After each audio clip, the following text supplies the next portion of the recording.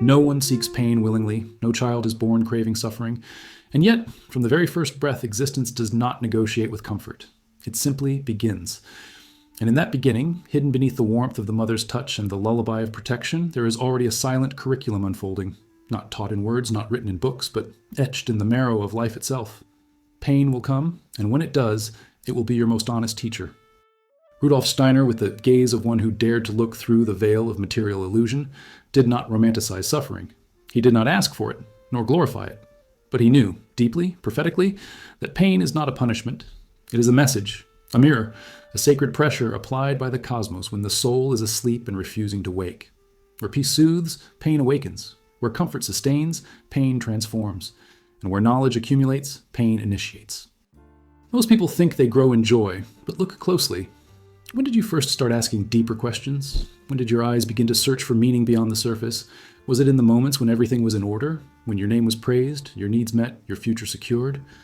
Or was it after the storm when your plans collapsed, when someone left, when you touched betrayal, illness, failure? We resist this truth because it burns. But burning is exactly how transformation begins. Modern neuroscience now whispers what the mystics shouted in silence. Adversity reshapes the brain. Neuroplasticity is activated most powerfully in times of discomfort. The brain, when exposed to the unexpected, grief, loss, uncertainty, begins to forge new connections. Survival demands adaptation, and adaptation is the mother of evolution. It's not in safety that we evolve. It's in the fire, in the unknown, in the rupture of the expected. Steiner believed that every soul is born with an inner blueprint, a kind of spiritual syllabus, custom designed for the evolution it needs in this lifetime. And suffering is not random within that blueprint. It is precise. It comes exactly where the soul is rigid. It presses where the ego clings. It exposes what is false and does so with ruthless love, not to harm, but to liberate. And if you listen closely to those who have suffered, not the ones still drowning in bitterness, but those who have passed through the underworld and emerged with new eyes, you'll notice something strange: gratitude. They speak of pain as if it were a hidden master, as if, despite the cost, it gave them something no teacher, no sermon, no success ever could. Clarity, depth, empathy, purpose, these are not qualities learned in ease, they are earned through trial. But this is not to say pain is always noble. Left unprocessed, suffering becomes toxicity, trauma becomes pattern, wounds become identities. The soul begins to wear its scars as armor, and soon it forgets how to feel anything but defense. That's why Steiner warned, suffering must be met consciously. It must be faced, not escaped, held, not buried. It must become dialogue, not silence. There is an ancient saying in Buddhist thought, pain is inevitable, suffering is optional.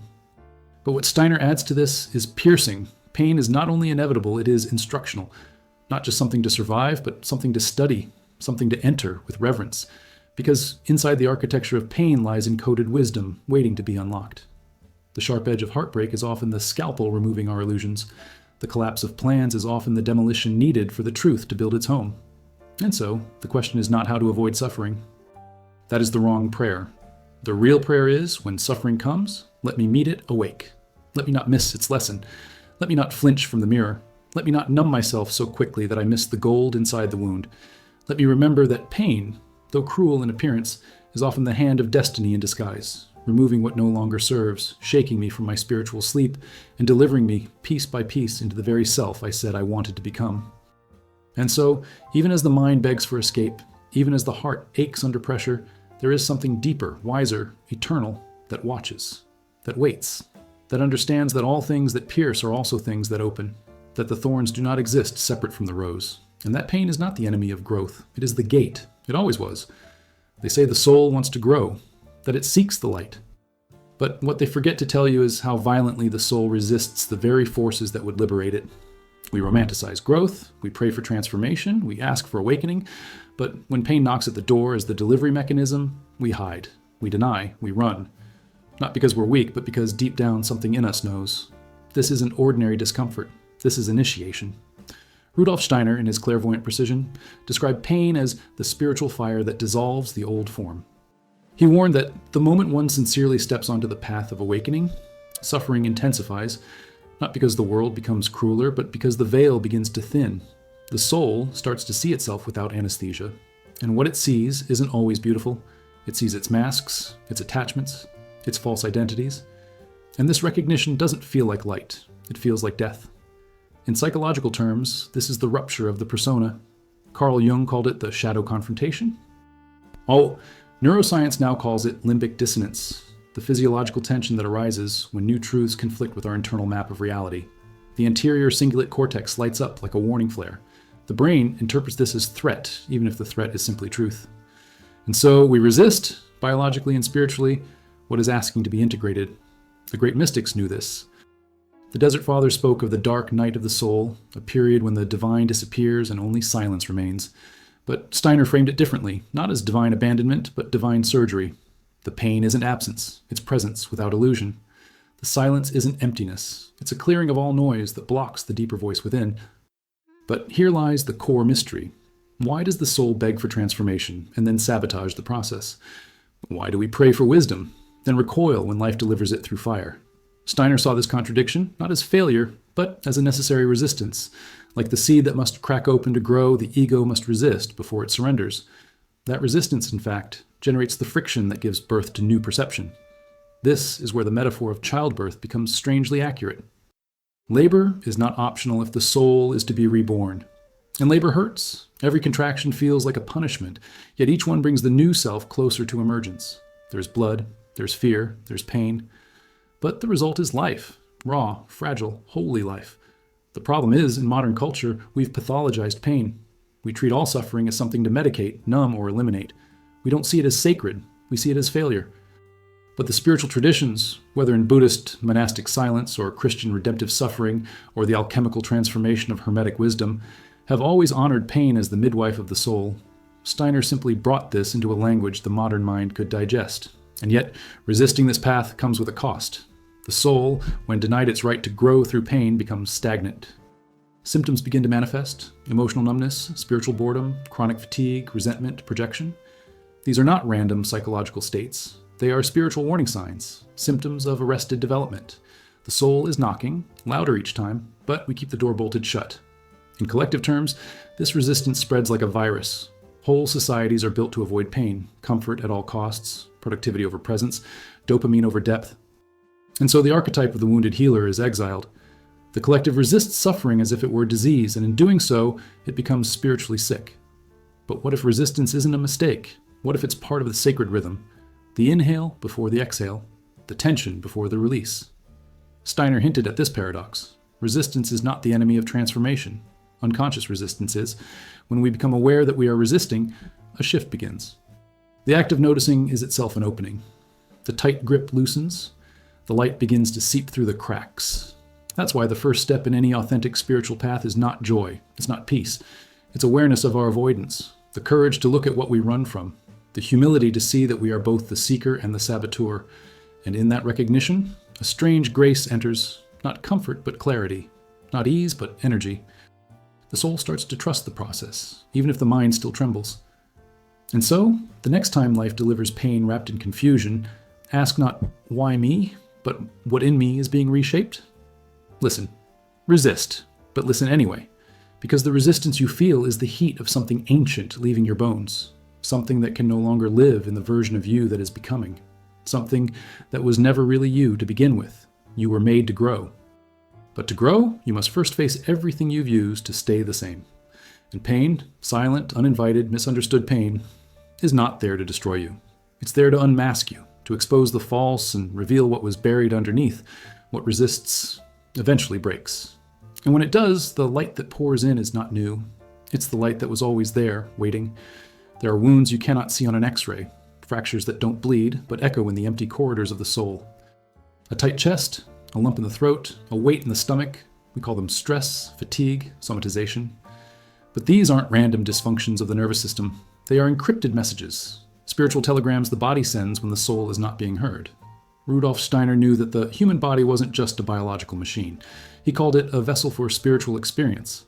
And more than that, he warned us that when the soul is silenced, it speaks through the flesh. What we call chronic pain, recurring illness, or autoimmune unrest may in fact be the language of an inner exile. Pain becomes the last resort of truth. It is the soul banging on the door we've locked from the inside. And science, slowly, reluctantly, is beginning to catch up. Studies from Harvard Medical School and Stanford Center for Integrative Medicine have shown that trauma, suppressed grief, and prolonged emotional suppression can alter the immune system, trigger inflammation, and even rewire the brain's perception of pain. The interior insula, the amygdala, the vagus nerve all begin to speak a different dialect when the psyche is under siege. In short, your suffering has a signature, and it's not just psychological, it's spiritual. In ancient traditions, this was never in question. The shamans of Siberia, the yogis of India, the Christian mystics who practiced mortification, they all recognized that the body is the battlefield of invisible forces. Steiner expanded this understanding. He spoke of the etheric body, the astral body, the I, and explained how disharmony between these layers can manifest as illness, not because the body is broken, but because the soul is out of alignment with its own truth. Let me be clear, this doesn't mean all illness is spiritual punishment or that suffering should be glorified. No, but there is a line, invisible but undeniable, where the spiritual becomes somatic, and most of us cross it without knowing. We work jobs that numb us, stay in relationships that shrink us, live in ways that betray the essence of who we are. And the body, poor, obedient companion, absorbs the cost. This is where the signals begin, subtle at first. Insomnia, a mysterious fatigue, a back pain that scans can't explain, skin that breaks out with no allergy, a throat that closes even when you're not sick. Then the signals intensify, panic attacks, chronic migraines, autoimmune disorders with no clear origin. And eventually, the crisis hits, a collapse, a burnout, a breakdown. But what if that breakdown is the soul's breakout? We've been trained to silence these symptoms, to see them as flaws, to medicate, suppress, override. But Steiner taught us something radical, that suffering, when approached with consciousness, can become a compass, a whisper of guidance, not always telling us what we want, but revealing what we've refused to face. And in that confrontation, healing can begin, not as the elimination of pain, but as the decoding of its message. Because maybe your depression isn't a malfunction, but a refusal of your soul to keep pretending. Maybe your anxiety isn't weakness, but an alarm telling you you're living outside your purpose. Maybe the numbness, the disconnection, the physical unrest, that's your body's way of telling you you've abandoned yourself. And maybe, just maybe, the return begins when you stop fighting the pain and start listening to it. But this is not an easy path, and it is not for the faint of heart. Because to truly listen to the pain means being willing to follow where it leads. And it doesn't lead to comfort. It leads to change, to shedding skins, to letting go of versions of yourself that were never real but always safe. It leads to endings, but also to rebirth. And in a world that profits from your disconnection, choosing to heal is an act of rebellion. It means stepping outside the script. It means no longer calling your pain a disorder, but calling it a doorway. It means asking not, how do I stop this, but what is this showing me? Steiner often spoke of suffering as initiation, not in the dramatic sense, but in the deeply personal, often invisible way. The moment when the old life no longer fits, and the new one hasn't yet begun. That aching limbo between identities, where the soul is raw but open, this is sacred territory, and it must be walked with reverence. Because you are not broken, you are being called. And the pain that feels like punishment may be the only thing strong enough to wake you from the dream you didn't know you were in. So when your body cries, don't just reach for silence, reach for understanding, and trust that the soul, no matter how long it has waited, never truly gives up on being heard. There comes a moment when everything that once made sense begins to rot from the inside out. You wake up, and the colors seem faded. The food has no taste. The people around you feel like ghosts, and worst of all, you feel like one too. It's as if your soul has packed its bags and left the building, leaving your body behind to keep the rituals alive. You still smile, you still reply to emails, you still say, I'm fine, but you're not. And somewhere deep beneath the surface, something is cracking. Rudolf Steiner warned us that true spiritual awakening rarely begins with joy. It begins with collapse. Not the kind the world sees, but the quiet spiritual implosion that no one else hears. The soul begins to stir, not in ecstasy, but in agony, and that is the sign. Not of failure, but of initiation. Modern neuroscience, curiously, has begun to echo this ancient wisdom. Studies from institutions like Johns Hopkins and the University of Zurich have revealed that profound personal transformation often follows what they term psychological disintegration, a shattering of the old self-structure. The brain's default mode network, responsible for identity, narrative, and ego, is disrupted during these breakdowns. It's not just emotional, it's neurological. Your sense of self is not crumbling randomly, it's being deconstructed layer by layer, because the scaffolding of who you thought you were can no longer hold who you're meant to become. But here's where the ancient teachings take us further. Steiner believed this disintegration was not simply a symptom of trauma, but a necessary descent. In his esoteric teachings, he described the dark night of the soul not as a punishment, but as a stage in the alchemical process of inner refinement. Just as gold is purified by fire, the soul is stripped, seared, and scorched by inner crisis, until all that is false has been burned away. It begins subtly, a sense that something is wrong, a discomfort in places that once felt like home, then questions, ones you can't unask. Why am I here? Who am I doing this for? What if everything I built was a mask? The questions grow louder, the structures start to tremble, and then the breaking point, a panic, a tearful night, a loss of meaning so sharp it feels like a death. And it is a death, not of you, but of the you that could no longer hold your becoming. You will see it in others too.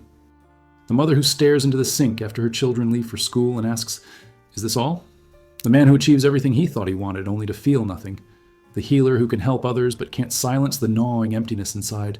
These are not failures, these are thresholds, and they demand to be honored. What no one tells you is that this collapse often precedes the most luminous forms of growth. That the old must crumble, not because you are broken, but because the old self was too small for the soul that was ready to emerge. Steiner called it the rebirth of the I, the awakening of spiritual individuality. But to be born, something must first die.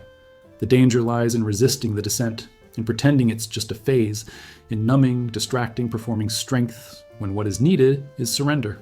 This is where the symptoms worsen. The anxiety becomes paralysis. The sadness turns to apathy. Relationships begin to fracture. Isolation deepens, not because you are becoming less, but because the illusion is falling away. And yet, in the ruins of that inner architecture, something waits. Not a quick fix, not a new role or identity, but the faint outline of a more authentic self, one that does not rise by building again what was lost, but by listening deeply to what the silence is trying to say. This is where collective dynamics come in. Because society is terrified of collapse. It glorifies growth, rewards performance, worships momentum. There is no room in our culture for spiritual stillness, for falling apart. And so when you begin to dissolve, others will panic. They'll tell you to snap out of it, to stay strong, to think positive.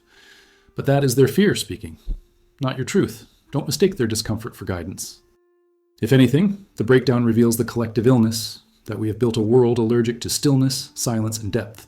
Your collapse threatens their illusion, but it also carries within it a light they've forgotten. So how do you protect yourself during this sacred disassembly? You don't rush the process. You don't numb it. You don't pretend. You observe. You retreat, not from life, but from the noise that drowns your own voice. You create spaces where the soul can breathe again.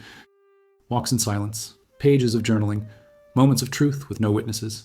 These are not luxuries, they are lifelines. And most of all, you begin to treat your suffering not as an obstacle, but as a guide. You become the witness, the alchemist, the one who dares to walk through the fire with eyes open, because one day the tears will dry, the chaos will settle. And what will rise from the ashes will not be the old self patched back together, but a presence that cannot be shaken because it was forged in collapse. And in that moment, you'll understand why the pain had to come first. There is something strangely intelligent about pain, something precise. It doesn't just strike at random, it searches for the softest place, the exact point where illusion has wrapped itself too tightly around truth. And when it finds that place, it doesn't knock, it tears, it reveals. And in doing so, it awakens a kind of awareness that cannot be taught by comfort.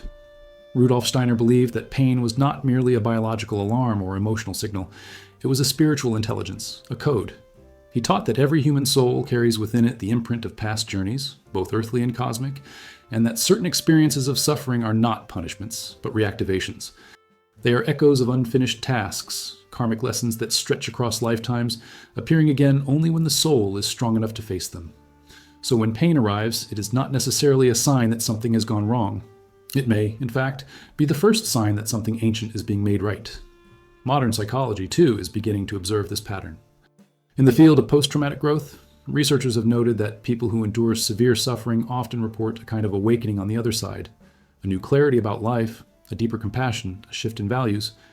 But Steiner would say, this isn't a coincidence, it's a metaphysical law, because every descent into pain is a mirrored descent into hidden knowledge. Think of how a seed must rot before it bursts, how the caterpillar must liquefy to become a winged thing, how the winter must strip the trees before spring can paint them new. Nature doesn't avoid pain, it uses it as a tool, a scalpel, a brushstroke, a teacher. But the human mind resists this. It has been trained to flee pain, to label it as failure, to numb it at all costs. And so the wisdom embedded in the pain never reaches the soul. We interrupt the message, we block the transmission, and we stay stuck in the surface level noise of our own avoidance. Steiner once said that the soul matures when it stops asking, "How do I escape this pain?" and begins asking, "What is this pain here to teach me?" That shift from resistance to reverence is the portal. It doesn't make the pain vanish. It transforms its meaning, and meaning changes everything. Imagine someone going through heartbreak, not the superficial kind, but the kind that rips apart the very architecture of selfhood. At first, they drown in it. They reach for distraction, for anger, for anything to silence the ache. But if they resist the urge to flee, something else happens. They begin to see the patterns they ignored, the parts of themselves they abandoned, the dreams they sacrificed to be loved. And slowly the pain reveals its hidden agenda, not to destroy, but to illuminate, to excavate. The same applies to those grieving a loss, facing illness, enduring betrayal, or walking through depression. These are not glitches in the system. They are initiations. Pain, when met with consciousness, becomes a torch in the dark. Not a punishment from the universe, but a sacred disruption of sleep. And yet the paradox is cruel, because pain rarely feels sacred when we're in it. It feels lonely, violent, empty. We cry out to a silent sky, asking why, and the silence itself feels like cruelty. But Steiner suggests that this silence is the echo chamber where the soul learns to hear its own voice. Not the voice of ego or fear or conditioning, but the ancient, buried voice of the true self, the one that was silenced long ago but never extinguished. He also spoke of the connection between suffering and clairvoyance, not the fortune-teller kind, but the inner sight that awakens when the outer world falls apart. He believed that great spiritual seers were not born in temples or on mountaintops, but in chambers of heartbreak, in nights of despair, in moments when the soul had nothing left but itself. It is in that void that the eyes begin to see. This is not romanticism. It is preparation. Because the kind of growth that matters is not the one that adds more to your life. It's the one that strips you down until only the essential remains. Pain is the blade that carves the sculpture. And the soul, like marble, must endure the cut to reveal what lies beneath. So the next time suffering comes, and it will, do not ask how long it will last. Ask instead, where is it pointing? What layer is it peeling away? What lie is it exposing? And what part of me is finally ready to awaken? Because pain is not the end of light. It is its inversion, its reflection. And sometimes, the only way to see the brilliance of your own soul is to be cast into the shadow of everything you thought you were. Only then, with nothing left to cling to, can you begin to walk, not away from the darkness, but toward the wisdom that was hidden inside it all along. There are moments in life when the suffering we feel seems out of proportion, misplaced, as though we were handed a burden far too ancient, too complex, too enigmatic to belong to our current life alone. We find ourselves grieving without knowing what we've lost, trembling under fears that have no visible source, haunted by emotions that don't seem to be ours. And yet, they burn inside us as if they had been waiting generations to surface. Rudolf Steiner offered a revelation for such mysteries, an insight that does not comfort the ego, but awakens the soul. He taught that suffering is not always born from the present, but often arises from the invisible threads of karma woven through the soul's journey. According to him, pain can be inherited not just through biology or behavior, but through spiritual memory. And in some cases, the soul may have chosen, long before this birth, to carry forward the consequences of ancient wounds, either to redeem them, to heal them, or to transform them into light. In this karmic framework, pain becomes a bridge across lifetimes, a continuation of unfinished stories. The grief you feel today might be the echo of a betrayal you once caused. The loneliness you cannot explain might be the mirror of abandonment you once inflicted. Or, more mysteriously, the suffering you endure may not be the payment of your past at all, but an offering, a conscious act of service for the evolution of a greater whole. Yes, Steiner suggested that some souls, moved by compassion or drawn by ancient spiritual covenants, may incarnate carrying suffering not for their own growth, but as an act of healing on behalf of others, a family line, a community, even a forgotten soul who never completed their arc. In this sense, pain becomes alchemical, not random, not cruel, but sacred. And this reframes everything, because when suffering is viewed as isolated tragedy, it breeds despair. But when it is seen as part of a larger spiritual economy, a balancing, a cleansing, a transformation, then the pain, though still sharp, begins to feel strangely meaningful. Modern trauma science is beginning to brush against this truth.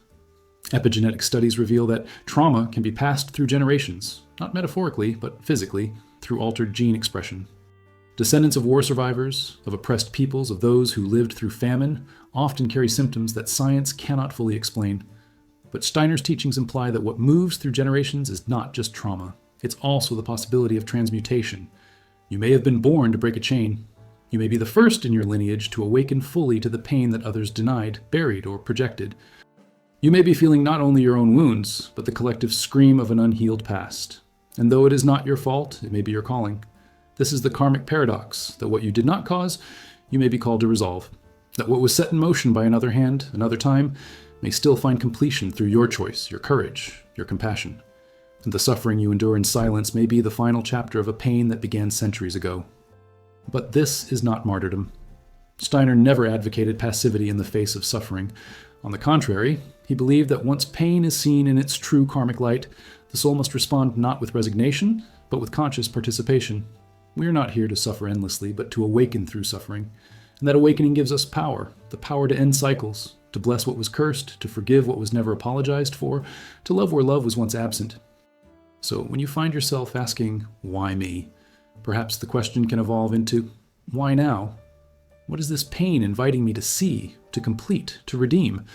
What part of the human story is passing through my soul, asking to be rewritten? You may never receive a direct answer, but your willingness to hold the question itself is already an act of healing. Steiner would urge us to remember that karma is not mechanical, it is conscious. It is sculpted by freedom. And even though certain events may be destined, your response to them is always a field of creation. You're not a victim of fate. You're a collaborator in a cosmic unfolding. The pain you carry is not the end of the story. It may be the precise place where the old world ends and a new one begins. So hold that pain not as a curse, but as a riddle. Not as punishment, but as path. Because perhaps, just perhaps, this isn't only about you. Perhaps you are the thread the universe chose to weave something sacred through. And through your willingness to feel, to stay, to transmute, an entire tapestry, woven across lifetimes, can finally find its completion. Just before transformation, there is always a threshold, an invisible point of no return where the soul, having grown weary of its old patterns yet terrified of the unknown, begins to tremble. It is not a door that one walks through casually. It is a spiritual border that demands something sacred in exchange, the old self. And this, Steiner taught, is precisely where suffering sharpens its blade, not to destroy us, but to protect the crossing. He called it the guardian of the threshold, a force both within and around us that emerges when a soul is on the verge of evolving. Not a demon, but a mirror. Not an enemy, but a test. This guardian is not outside you, it is you. Or, more precisely, it is the accumulation of all your unconscious fears, shadow desires, unresolved karmas, and unintegrated truths. It takes form when you begin to awaken, not as a punishment, but as a final confrontation with the version of yourself that cannot pass into the next level of being. The paradox is cruel and luminous. The closer you get to the light, the more intense the darkness becomes. Not because the darkness is growing, but because the light is finally illuminating what has always been there. And when this threshold reveals itself, it does not feel sacred.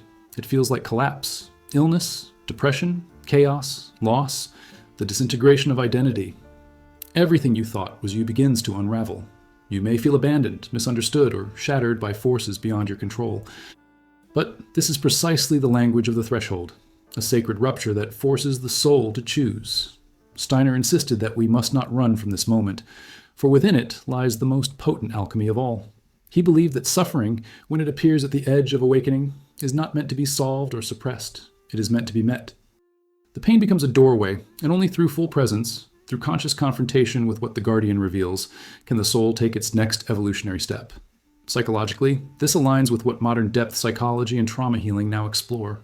Jung called it the shadow confrontation, that moment when the repressed contents of the unconscious rise violently to the surface, demanding integration. Therapists speak of dark night of the soul experiences as necessary initiations where false ego structures must collapse to allow the true self to emerge. But long before psychology embraced this process, Steiner mapped it with spiritual precision. He warned that many fail at this point, not because they are weak, but because they are unaware. When the pain intensifies, the instinct is to numb, to flee, to blame. But if you escape the guardian, you remain trapped in repetition. The same wounds dressed in new clothes, the same suffering reborn in slightly altered forms. But when you stay, when you hold your gaze steady in the mirror of suffering, something ancient and luminous begins to awaken. The guardian, then, is not an obstacle. It is a gatekeeper. It asks only one question. Are you willing to meet yourself? Not the mask, not the role, not the social identity, but the raw, trembling truth beneath it all. And until you answer yes, not with words, but with embodied courage, you remain on the near side of the threshold. But the moment you say yes, everything begins to shift. The suffering doesn't disappear, but it changes shape. It becomes a guide. The pain that once disoriented you now points toward clarity. The fear that once paralyzed you begins to soften into reverence. You realize that the guardian was never keeping you out. It was protecting what lies beyond. And only those who have been broken open can be entrusted with the light that waits there. This is why, in Steiner's path of spiritual development, initiation is always preceded by descent. He insisted that before you can receive higher wisdom, you must walk through the lower worlds of your own being, not to be punished, but to become strong enough, empty enough, clear enough to carry the flame without burning yourself or others. The guardian makes sure of that. Not out of cruelty, but out of sacred necessity.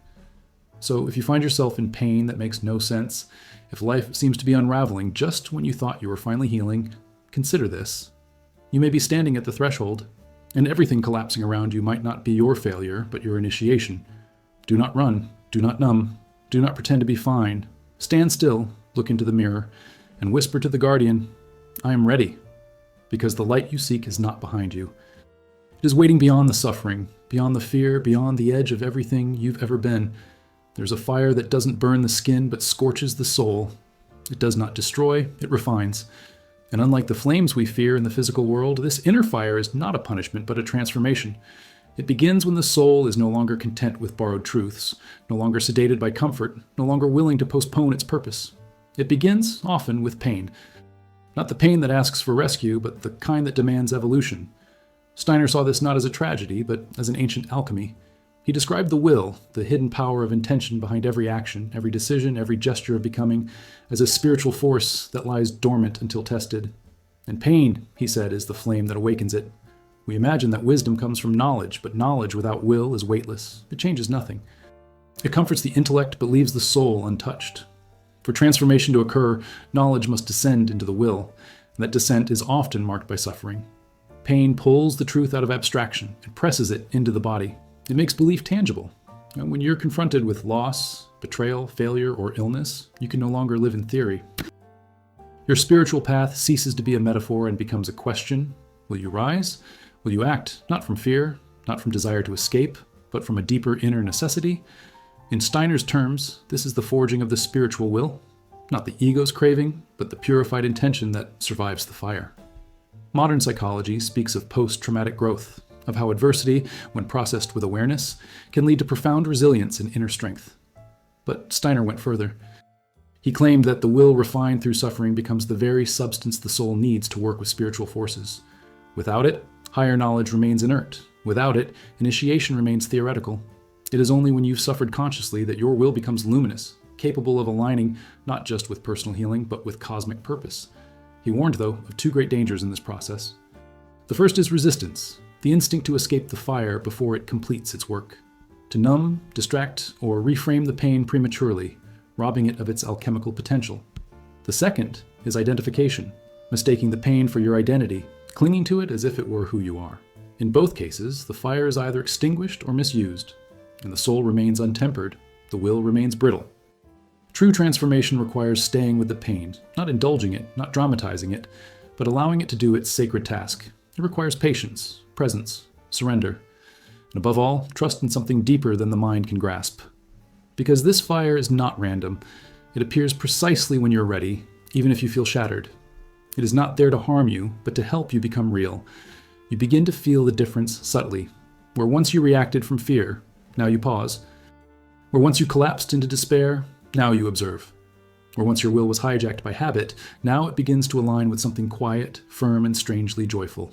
This is the soul beginning to lead, and it could not have emerged without the fire. Steiner believed that this inner refinement is not only individual, it is cosmic. Each soul that undergoes this alchemy contributes to the evolution of humanity itself. Your suffering, consciously endured, becomes not just your liberation, but a contribution to the collective awakening. You become a living vessel of clarity, will, and compassion. Not because you learned the right ideas, but because you walked through the fire and survived without becoming ash. So when the pain returns, as it inevitably does, remember the alchemy. Do not rush to escape. Do not curse the flames. Sit with the heat. Let it strip away what cannot follow you. Let it burn until only the essential remains. Not as a martyr, but as an apprentice of the soul. Because what emerges on the other side is not just healing. It is power, not the power of domination, but the quiet power of presence, the kind that no longer fears life because it has already died to illusion. And from that place, the real journey begins. There comes a moment, rare, often quiet, and never expected, when the suffering becomes something else. It does not vanish, it does not soften, but it shifts. Its weight remains, but its texture changes. As if the pain, once opaque and suffocating, becomes translucent, revealing behind it a kind of light that does not blind but beckons. And it is in this moment, Rudolf Steiner believed, that the veil between the physical and the spiritual begins to thin. Not all suffering does this. Not all sorrow leads to revelation. It must be met with presence, not resistance. With silence, not noise. With a reverence that few can muster in the middle of despair. But when it is, when the soul remains awake through its agony, something begins to stir. A perception beyond the senses, a knowing beyond the mind. The door begins to open. Steiner often spoke of the threshold, the liminal space where the human being, through inner development, stands between two worlds, the outer, material world, and the inner, spiritual reality that sustains it. But he insisted that one does not cross this threshold through effort alone. It is not achieved by intellectual knowledge or moral righteousness. It is often unlocked by the deep humility born of suffering. Pain humbles the personality. It shatters the illusion of control. It removes the masks, the strategies, the pride. And in that nakedness, the soul becomes visible, not to others, but to itself. It begins to remember that it is not of this world, not bound by time, not defined by roles. The suffering becomes a kind of initiation, an unplanned but potent ritual in which the ego is dethroned, and something deeper takes the throne. Steiner's esoteric teachings describe how, when this process unfolds with conscious attention, the organs of spiritual perception, the lotus flowers, as he called them, begin to awaken. These are not physical organs, but soul faculties, the capacity to feel the hidden forces behind events, to hear the voice of one's higher self, to see into the karma that binds and the grace that frees. And suffering, when transmuted, becomes the catalyst for this awakening. Modern minds often resist this language. It sounds poetic, symbolic, even delusional to a worldview trained only on material causality.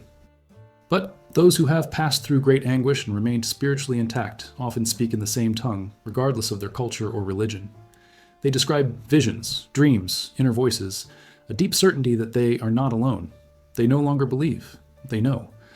And it was suffering that opened the door. This does not mean that suffering is to be sought. Steiner never romanticized pain.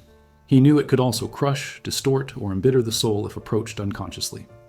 But he also knew that when life brings pain, as it inevitably does, it can be used. It can become sacred, not by escaping it or analyzing it to death, but by walking through it with eyes wide open. And when that is done, when the soul passes through the fire with attention and grace, it often receives something in return. A dream that lingers, a presence felt in stillness, a new sensitivity to the invisible currents that shape reality. The person is no longer merely a personality reacting to external events, but a being aligned with inner purpose, guided by forces unseen yet deeply intimate. Sometimes this awakening brings joy, a soft, expansive joy not dependent on outcomes. Other times it brings a deeper sorrow, not depressive but holy, a kind of compassion for all life, now seen through the lens of shared pain and eternal striving. Either way, the soul is changed. What once felt like punishment becomes preparation. What once seemed meaningless becomes mythic, and what once felt like the end becomes unmistakably a beginning of the real work, the soul work, the healing of not just one life, but of the human experience itself. Because when one person suffers consciously and passes through the threshold awake, they do not return empty-handed. They bring back light, and they offer it, wordlessly, humbly, to others still walking through the dark, not to save them, but to remind them. The door is real, and it opens from within. At the final stage of this journey, something begins to crystallize, not in the outer world, not even in the thoughts that try to explain what has happened, but in the core of the being that has endured. It is subtle and at first almost invisible, but it is there, a shift, a soft inner gravity, a quiet strength that was not present before. It cannot be claimed as a reward because it does not feel like a prize. It feels ancient, familiar, like something that had always been there, simply waiting for you to remember it. Rudolf Steiner described this silent interchange as the fruit of the soul's descent and ascent, not a salvation given from outside, but a transformation generated from within. He often said that the path of suffering, when taken consciously, does not lead you to become someone else. It leads you to remember who you truly are beneath the layers of fear, ambition, confusion, and identity. And in that memory, something sacred awakens. This awakening does not make the world less painful. The storms still come. The betrayals still sting. The body still breaks. But what changes is the place from which you meet these things. You no longer stand at the mercy of life, trembling like a candle in the wind. You begin to stand as a participant in the unfolding of something far more vast, something that uses both joy and agony to carve out the shape of your soul. You become a co-creator in the sculpting of your own destiny, and that is the silent gift. Not comfort, not answers, but alignment. A spiritual center that holds firm, even when the mind is lost. A knowing that does not speak in words, but in presence. You carry this presence into your relationships, into your work, into your solitude. It becomes a field around you, not a shield that deflects pain, but a magnet that draws meaning from it. Steiner believed that humanity is in a vast process of becoming, not biologically, but spiritually, and that each soul who transforms suffering into awareness helps to lift the collective. Your private agony, your solitary battle, your long nights of silence are not wasted. They ripple out into the invisible currents of the human field. They become nourishment for others, not through preaching or advice, but through vibration, through being. When you've suffered consciously, deeply, and humbly, your mere presence speaks to others who are drowning. You no longer need to rescue them. You simply become a living reminder that it is possible to survive and be changed for the better, that the fire can purify as well as destroy, that pain, when not resisted, reveals a deeper path. And yet, even here, at this point of transformation, there is no finality. Steiner warned that the soul's path is not linear. Awakening does not mean exemption from future suffering. Rather, it means that when the next wave comes, you will meet it with less fear and more reverence. You will suffer, yes, but you will suffer with purpose. You will descend, yes, but you will descend with memory. You will feel lost again, but this time, you'll know the way back. This cyclical unfolding is the essence of spiritual growth. Not a ladder, but a spiral. Each descent takes you deeper, each return lifts you higher, and each rotation brings a new facet of your being into the light. The mystery of suffering is that it never truly ends. It becomes sacred when you stop demanding it to. It becomes your teacher when you stop resisting its presence. And eventually, it becomes your ally. The paradox is inescapable. The very thing that broke you becomes the source of your inner solidity. The darkness you fled from becomes the soil of your strength. And the silence you feared most becomes the voice of your higher self. So if you are in pain now, if your soul feels fragmented and your mind exhausted, do not rush to escape. Do not numb it. Do not narrate it away with stories of blame or fate. Sit with it. Feel it fully. Let it break you, not into pieces, but into truth. Let it dismantle what was never really you, and wait. Because underneath it all, something ancient stirs. Something that remembers. Something that watches and waits and whispers, not in sentences, but in vibrations that only a cracked open soul can hear. This is not the end. This is the invitation. Not to fix, not to escape, but to deepen, to soften, to become the very light you thought you had lost. And to carry that light forward, not as an escape from the world, but as a guide through it, quietly, humbly, steadily, until the next darkness calls you to grow once more.